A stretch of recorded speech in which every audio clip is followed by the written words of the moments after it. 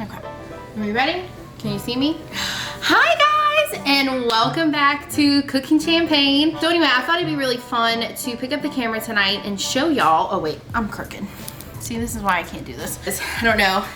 As y'all can tell, this baby is growing and showing, and it has just been wearing me out. So if I sound a little winded throughout this, like I do right now, that's why. This kid is like up in my lungs. But anyway, tonight we are going to be having some steak kebabs. This was kind of a happy accident. I took out these, this pack of stew meat, thinking I was taking out a pack of ground meat because I have been wanting burgers so bad. And it turns out it was stew meat. And I said, you know what? I don't really feel like making beef stew. That just sounds really hot and heavy, and the weather has been so pretty. So I thought steak kebabs would be really, really good. I put the beef marinating earlier today. So I just got that all drained. I got my veggies prepped, so I figured I would show y'all what we have and get these bad boys assembled. All right, so here is our cast of characters for the evening. So I just have some veggies prepped right here. As y'all can tell, I have some red onion, some zucchini. These are just little mini colored bell peppers that I cut up, some mushrooms, and then I also have some fresh corn just to grill on the side of it. Here is my beef that was marinating in this stuff since like probably last maybe like 5 hours or so. If you can do it overnight, even better. But this is actually a Hawaiian marinade that's based off of the Hawaiian ribeye marinade from Houston's, which we absolutely love. So I'll have it linked down below, but it's just soy sauce, brown sugar, fresh ginger, fresh garlic. I put a little bit of Calabrian chili paste in there for some heat, some olive oil, all that good stuff. And then here is my stew meat. So I just marinated it, drained out the marinade into this pot, because while this cooks, I'm gonna let that simmer and reduce and get nice and thick so we have it as a sauce on the side. So I just have all those, and I have some metal skewers here too that I'm gonna skewer everything up on. So yeah, we're gonna have this tonight, and then I'm also gonna make this stuff called pesto rice, which I have never made before, but oh Lord, this is why I can't do this by myself. But anyway, I'm already out of breath. This is really hard. I miss filming at my sister's house. If y'all remember the OG videos from last year when I first started doing these in that beautiful big white kitchen, that's at my sister Lindsay's house, which obviously we're practicing social distancing right now. So I haven't been able to get over there and cook in the kitchen with her and have her help me film and set up, and boy, do I miss her. Oh my God, I can't wait till we can start doing that again. But for now, this is just real life, and we're just making do what we can.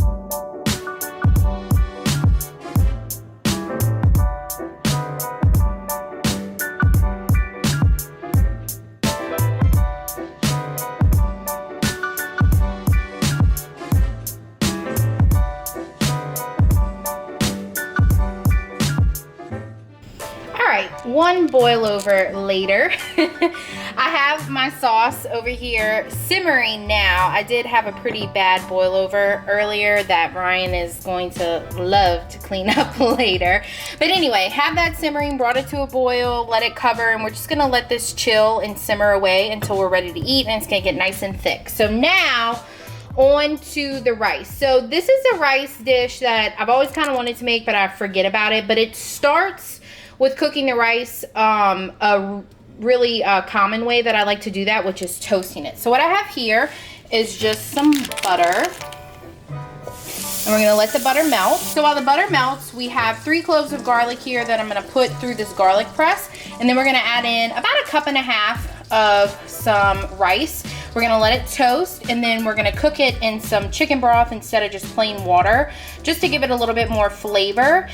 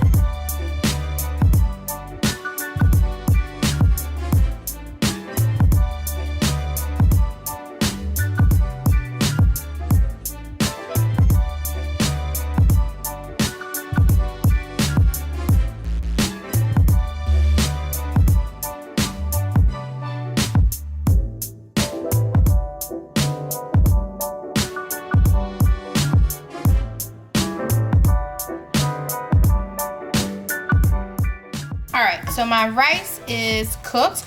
I just let it come to a boil and then I cooked it for 20 minutes with the lid on low, and it's nice and fluffy and all the water has been cooked out. So now we're gonna add our pesto. So this is the pesto that we're gonna be adding. This is just homemade spinach pesto. You can use store-bought pesto if you like. I really like spinach pesto over like regular basil pesto.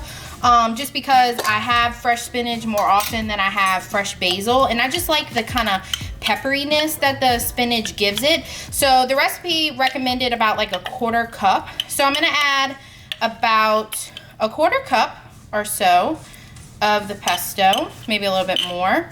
And this is just fresh spinach in place of basil in any kind of basic pesto recipe. So I do spinach with garlic and Parmesan cheese and red pepper flakes. I do add like dried basil to it, just to give it a little basil flavor. And then you just blend all that up with some olive oil. If I have them, I'll add some almonds to it as well. Typical pesto calls for pine nuts, but I usually have almonds or pecans before I'd have pine nuts, so I'll have that in there also. And it's just something really great to keep in the fridge. You can put it over pasta, use it as a marinade, but I've always wondered what it would taste like over rice. So we're gonna give it a whirl, and it makes it this pretty green color too. I'm gonna add just a little bit of salt, just for some seasoning. Normally you would salt your rice when you cook it, but I wasn't sure how salty my pesto was gonna make my rice, so I didn't want to over season it from the start. And then we're gonna also add in some fresh cracked pepper too. All right, y'all, these look so good. I just took them off the grill. I grilled them for about 12 to 15 minutes and I turned them a couple times, just so it got nice and brown all over. So now what I'm gonna do, you could definitely do this while it's still on the grill, but I forgot. But what I'm gonna do while these sit here and rest and cool down is I'm gonna take some of this marinade, which has boiled down and kind of thickened up a little bit, and I'm just gonna brush it over top, just so as it sits here, it doesn't dry out.